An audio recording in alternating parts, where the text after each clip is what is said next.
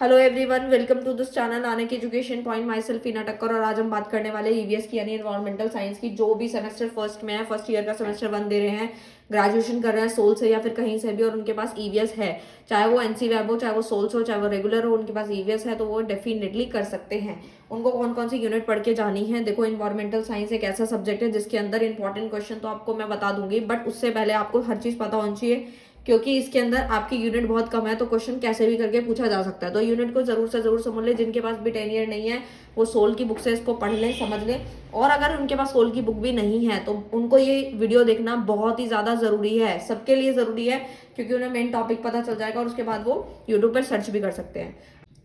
तो ये तो बात हो गई कि हम लोगों को यूनिट समझना है कि कौन से यूनिट में कौन कौन से चैप्टर हम लोगों को पढ़ने हैं। और रही बात आप लोगों के सिलेबस की, तो टाइम बहुत लिमिटेड था। मैंने कैसे भी करके आप लोगों के लिए टाइम निकाल कर इंपॉर्टेंट क्वेश्चंस बना दी हैं। और रही बात आपके सेकंड सेमेस्टर की, तो जैसे ही आपका सेकंड सेमेस्टर आता जाएगा या थर्ड आएगा, उससे पहले आपका सिलेबस पूरा मैं कंप्लीट करा दूंगी इसी चैनल पे। तब तक के लिए आप बने रहना और अपना सपोर्ट करते रहना इस चैनल को। आपका अपना चैनल है, जब मर्जी आप कमेंट कर सकते हैं। कोई भी डाउट आता है मैं हर एक बच्चे का रिप्लाई करती हूँ, आप लोगों को भी कर दूंगी।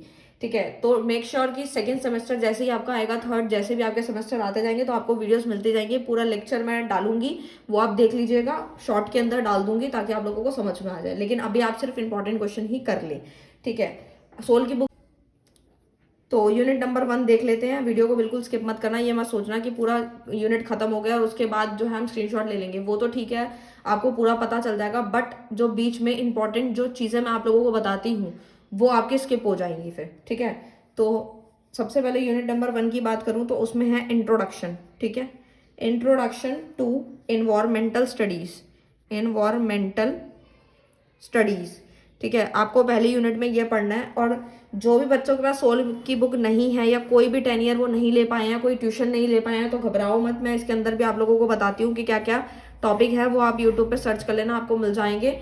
नहीं मिलेंगे तो फिर आपको मैं इसकी जो फोटोज हैं वो मैं आपको सेंड कर दूंगी, ठीक है। तो सबसे पहले तो इसके अंदर आपको क्या क्या पढ़ना है आप समझ लें। कंपोनेंट ऑफ इन्वायरमेंट आपको पढ़ना है, कंपोनेंट्स, कंपोनेंट्स ऑफ इन्वायरमेंट, ठीक है। बाकी इन्वायरमेंट के बारे में तो आपको डिफाइन वगैरह बेसिक है, वो तो आपको पता होनी ही चाहिए, ठीक है। यानी नेचर क्या है इन्वायरमेंटल स्टडीज का, कंपोनेंट्स क्या हैं, जैसे कि एटमोसफेयर हो गया, ठीक है, एटमोसफेयर। हाइड्रो, हाइड्रोस्फेयर हो गया, ठीक है। लिटोस्फेयर हो गया, बायोस्फेयर हो गया, इस तरीके से ये मैं लिख रही हूँ साथ साथ बायोस्फेयर, ताकि आप लोगों को बिल्कुल भी परेशानी ना हो। बस आप लोगों को इसमें पास होना ही है, फेल होने की बिल्कुल मत सोचना कि आपको फेल होना है, फेल बिल्कुल भी नहीं होना है, ठीक है। तो उसके बाद अगर मैं बात करूँ स्कोप की, तो आपको ये पता होना चाहिए स्कोप क्या है, ठीक है। तो scope and importance, importance, importance हो गए आपके, ठीक है। इन्वायरमेंटल स्टडीज के कॉन्सेप्ट हो गए, ठीक है। Concepts, concept of sustainability, sustainability and sustainable development. कुछ टॉपिक आप लोगों ने पहले से पढ़ रखे हैं, बट वो मैटर बहुत कम रहेगा क्योंकि यहाँ पे आपको ज़्यादा लिखना होता है, तो आपको इन्फॉर्मेशन भी पूरी होनी चाहिए, ठीक है। इसकी हिस्ट्री पूरी आप लोगों को कर लेनी है, ठीक है। तो ये तो मैंने बता दिया कि इस तरीके से आपको पता होना चाहिए। उसके बाद अगर बात करें यूनिट नंबर 2 जो है आपकी इकोसिस्टम की है, जिसके अंदर आपको क्या क्या पढ़ना है आप समझ लें। इसके बेसिक यानी कि डिफाइन पढ़ लेनी है इसकी, और इसके कॉन्सेप्ट के बारे में बहुत अच्छे से पढ़ लेना है आप लोगों को, क्योंकि जब आप पेपर करने लगेंगे तो अगर आपको कोई पॉइंट याद नहीं आएगा तो उसके अंदर आप इसके कॉन्सेप्ट को भी ऐड कर सकते हैं कंटेंट को बढ़ाने के लिए, ठीक है। तो वहां पे बहुत ज्यादा काम करता है ये। उसके बाद आप लोगों को इसी के अंदर स्ट्रक्चर देखना है, स्ट्रक्चर ऑफ इकोसिस्टम, ठीक है, जो कि बायोटिक होता है हमारा, ठीक है। बायोटिक, बायोटिक एंड अबायोटिक, ये आप लोग क्लास 12th इकोनॉमिक्स के अंदर इसका टॉपिक पढ़कर आए होंगे। और जिन्होंने भी अभी तक तैयारी नहीं करी है तो वो लोग इसका भी वन शॉट देख सकते हैं। बायोटिक अबायोटिक कंपोनेंट्स हो गए। Functions of ecosystem, functions of ecosystem. तो अगर आपको ज़्यादा याद नहीं हो रही हैं चीज़ें, सो यू डोंट वरी, आपको बस करना क्या है, इसके मेन फंक्शंस पढ़ लेने, अंदर का आप बस एक बार रीड कर लें, उसके बाद आप इसको बना के भी लिख पाएंगे, ठीक है।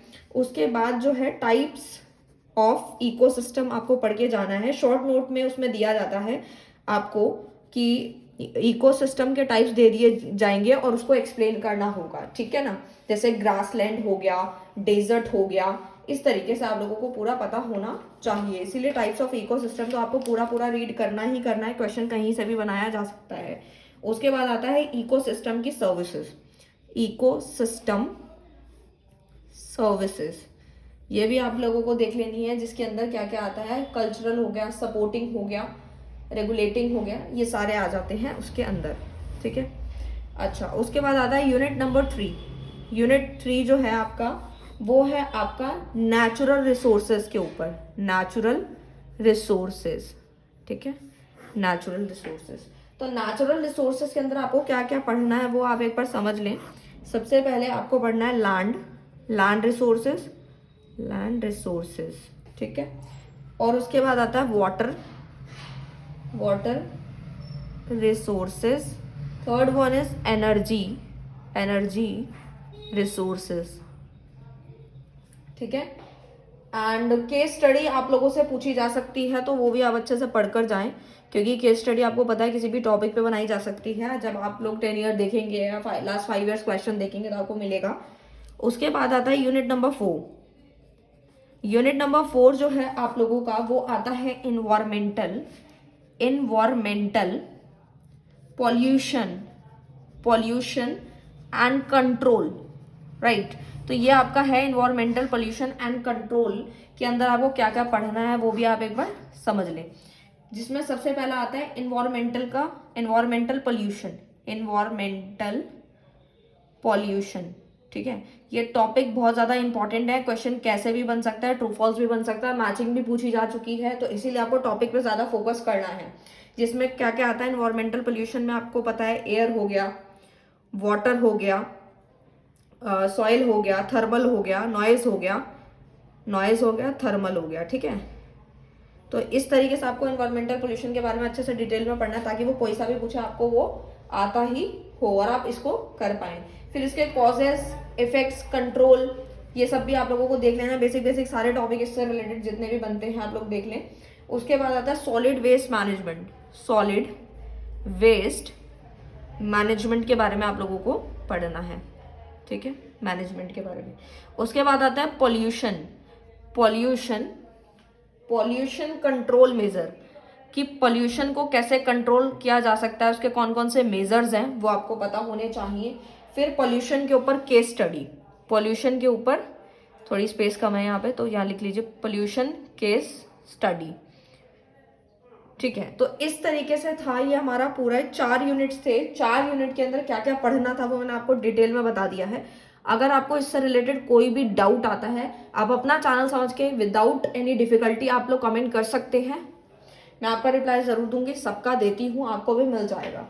अब हम अगली वीडियो के अंदर इसके इंपॉर्टेंट टॉपिक के बारे में बात करेंगे कि इंपॉर्टेंट टॉपिक कौन कौन से हैं जो कि आपको पढ़ के जाने हैं, ठीक है। और वो लास्ट 5 ईयर्स का एक शॉर्ट समरी टाइप समझ लीजिएगा, वो होगी जिसके आप करके पास आराम से हो सकते हैं, बहुत अच्छे मार्क्स भी ला सकते हैं। सो मिलते हैं नेक्स्ट वीडियो में नेक्स्ट टॉपिक के साथ। Thank you so much.